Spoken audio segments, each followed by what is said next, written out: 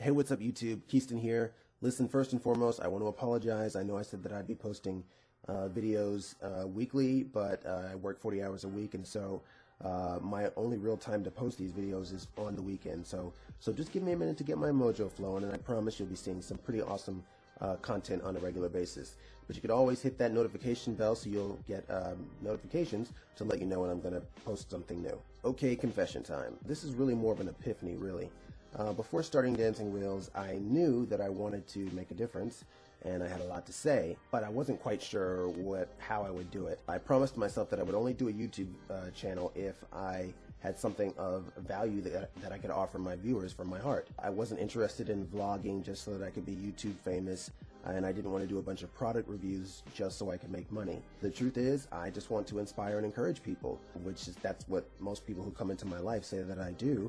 I wanted to pay that forward as much as I could, as far possible as I could, and YouTube channel ended up being a natural fit. And so I started by thinking about, well, what makes me most effective at being encouraging? And for me, it's been being when I'm happy. What makes me the happiest? Well, song, dance, and laughter, making people laugh. So it seemed logical that those would be the three methods by which I would inspire and encourage people. But as I was making that content, something was missing. And I didn't realize it until I went back and looked at my first original YouTube trailer. I talked about all the things that I wanted to do, all the kinds of creative things, but yet I talked about sharing my journey at the end, almost like a bookend. And I realized watching that subconsciously I was afraid. I really did and do want to share aspects of my life with you all, but to really take you on my journey requires me to go to some really vulnerable places, and I just didn't want to do that. I love being able to share my triumphs, but I largely avoid talking about my trials and tribulations for many reasons, but mostly because I don't want to be pitied, I don't want to be patronized, and I don't want to be looked at as someone who invites or wants those things. But then, real quick story. I thought back to when I had my injury at 14, and at 14, that was a really, really pivotal time in anybody's life, really, any young person's life. I was just starting high school. I had always been really popular, always had a lot of friends. But when I had my accident, I lost most of my friends. And I'm talking 90% of my friends just gone. And so in my mind, I didn't want to really do anything or share anything that would make me feel any different than my friends, whether that would be my former friends, current friends, or potential friends. In fact, when I was about to go back to high school after my accident, a friend of mine, my teacher, Ms. Hand, had invited me to come visit the class early to kind of dip my feet in the water. She said the class really missed me. They were really excited to see me, so I said, okay, fine. But I was really self-conscious because at the time I had lost a lot of weight. I'd always been really skinny growing up, but I was really good at sports. But it wasn't until my 8th and 9th grade years that I really started to bulk up and the outer shell started to really match the talent. But when I had my accident, I lost all of it very, very quickly. And so, but even still, I wasn't aware of just how thin I had gotten. I was thin, very skinny. And people who are paralyzed, especially quads, our temperature system in our bodies is not regulated well. I'll explain that in other videos, but let's just say I was wearing a skull cap at the time year-round, and for most people that don't know, a skull cap or a toboggan, those are those winter hats that you wear out in the cold. That's how cold I was. I was wearing one of those year-round. So I looked very different, but I decided to go in and visit, and to my shock, nobody spoke to me. Nobody said anything to me except my friend Lauren, who's one of my best friends. And I clung to her the entire class because I felt nervous, embarrassed. I felt like I was just on display. I was feeling really bad about myself. And subsequently, I spoke with Miss Han on the phone about my experience, and she was upset that I was upset. And she was like, well, you have to understand it's kind of difficult for them. They don't know what to say, the right or wrong thing to say. And I said, well, think about what it must be like for me coming back. And I explained all of the insecurities that I had had. And so she said, well, let's give it one more try, and let's see what happens. And so she basically gave the class a tongue lashing for not being, I guess, more compassionate. I don't even know if compassionate is the word, just being mature about the situation.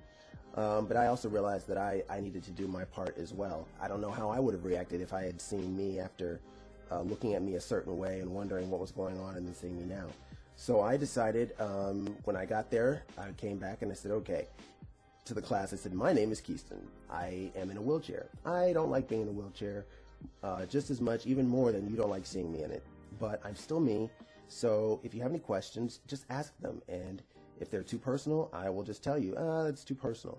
I was shocked at how many hands were raised. By the end of the class, we were all laughing and talking like nothing had ever happened. I went back to that in my mind when I was thinking about the content that I wanted to post, and I realized that all my trials and tribulations, that's all a part of my journey. That's what inspires and encourages a lot of people. So many people in that classroom were encouraged, and they felt they understood me better because they had a new perspective of me. And so with my trials and tribulations, I realized I need to honor those because it's a part of me, it's a part of my journey. I need to honor those, and I need to honor others like myself who are paralyzed or who are disabled, who deal with similar issues, because the simple fact of the matter is that we are often marginalized, and oftentimes we don't get the respect that we deserve as fully three-dimensional people who have the same wants, desires, fears, and anxieties as everyone else, in addition to the issues associated with being paralyzed. So the bottom line is that I came to the realization that the best thing that I can offer you of value is broadened horizons and new perspectives. So what that means is you're going to see a lot more videos of me letting you in on my journey, discussing, or I should say revealing some of the daily challenges that I deal with, my activities of daily living, but let me just say this, I won't be as explicit as many of my spinal cord brothers and sisters that are on YouTube. More power to you guys, my hat's off to you. I think a lot of quadriplegic and paraplegic YouTubers are great influencers, and they have a wealth of knowledge and information that I think are very helpful to people. Just one note though, that as much as we are alike, we are different. There are things that I can do physically that some can't, and vice versa. So I won't be as explicit with them. However, I will be answering some of your burning questions that you've always wanted to know but were afraid to ask, and I will be peeling back the layers. And what I will also be doing is I'll be doing product reviews, not for the sake of doing product reviews, but because my physical challenges, unfortunately, are requiring me to be a lot more are requiring me to explore a lot more about different ways to be more independent. So I'm going to share that with you, and I'll also be giving some cool giveaways because I think it will be helpful not only for someone else like me, but maybe a caregiver or a family member or a friend. So you're going to see a lot more of those, but the song, dance, and laughter, that's still a part of me. That's still who I am. I love to entertain, I really do. So whenever possible, I'm going to use entertainment to enlighten people. So yeah, so as nervous as I am to go outside of my comfort zone, I'm going to let you in. So if you're all in, I'm all in. So if you're ready, go ahead and like this video and hit subscribe for more content like this. And don't forget to hit that notifications bell so you'll be the first to know when I post new videos.